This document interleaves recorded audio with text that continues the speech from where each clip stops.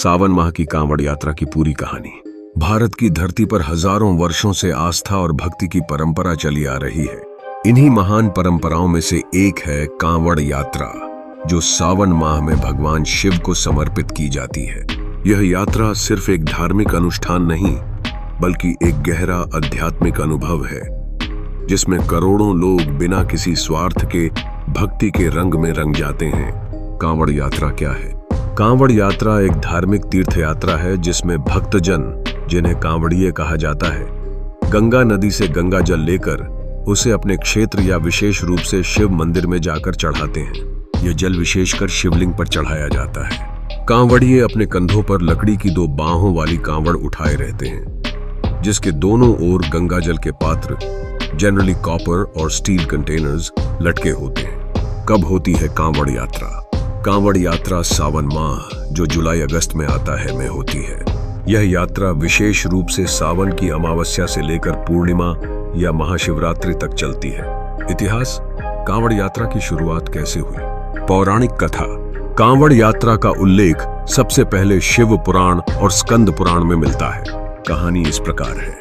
बहुत पहले समुद्र मंथन के समय जब देवताओं और असुरों ने समुद्र मंथन किया, तो उसमें से हलाहल विष निकला। यह विष इतना घातक था कि पूरी सृष्टि नष्ट हो सकती थी। सभी देवता भगवान शिव के पास पहुंचे और विनती की कि वे इस विष का नाश करें।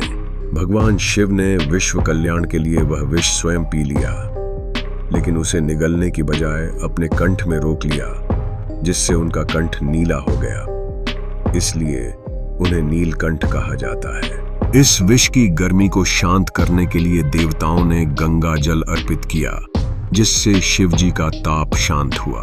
तभी से यह परंपरा बनी कि भगवान शिव को गंगा जल चढ़ाना अत्यंत पुण्यकारी होता है। बाद में राजा भगीरथ, रावण और परशुराम जैसे महापुरुषों ने भी गंगा जल लाकर शिव जी को अर्पित किया।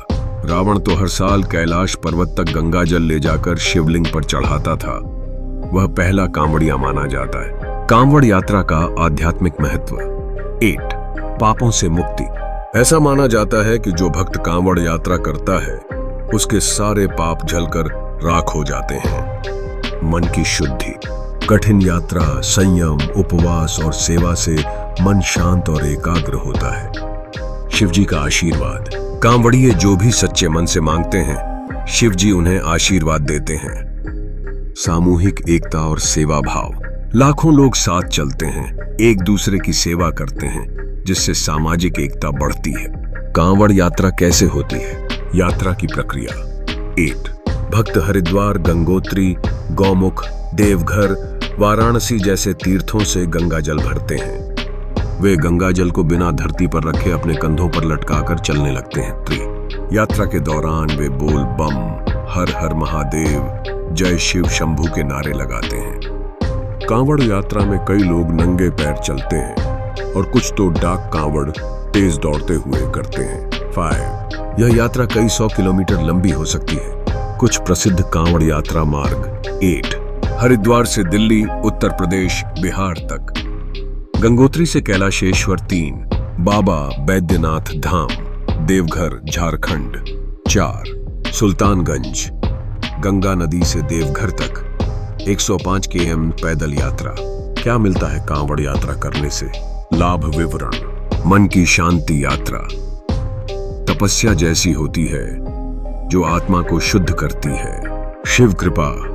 सच्चे मन से की गई भक्ति से भोलेनाथ प्रसन्न होते हैं। संयम और शक्ति। कठिन यात्रा से व्यक्ति में सहन शक्ति और आत्मबल बढ़ता है। समाज सेवा। कांवड़ शिविरों में लोग एक दूसरे की मदद करते हैं। सेवा का भाव जन्म लेता है।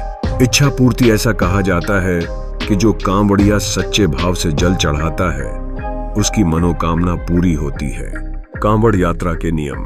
गंगा जल को कभी धरती पर नहीं रखना। मांस मदिरा से दूर रहना। कांवड़ के जल से केवल शिवजी को स्नान कराना।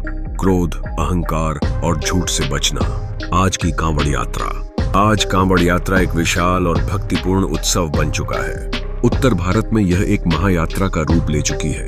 सरकारें व्यवस्था करती हैं और जगह जगह भंडारे, टेंट, सेवा शिविर लगाए जाते हैं। 2004 में लगभग 5 करोड़ से अधिक श्रद्धालुओं ने कांवड़ यात्रा में भाग लिया। समापन। कांवड़ यात्रा कोई आम धार्मिक क्रिया नहीं, यह एक भावनात्मक, शारीरिक और आत्मिक तपस्या है। शिव भक्ति का यह अद्भुत उत्सव भारत की सांस्कृतिक और आध्यात्मिक समृद्धि का जीवंत प्रमाण है। हर हर महादेव, बोल बम, जय शिव शंकर।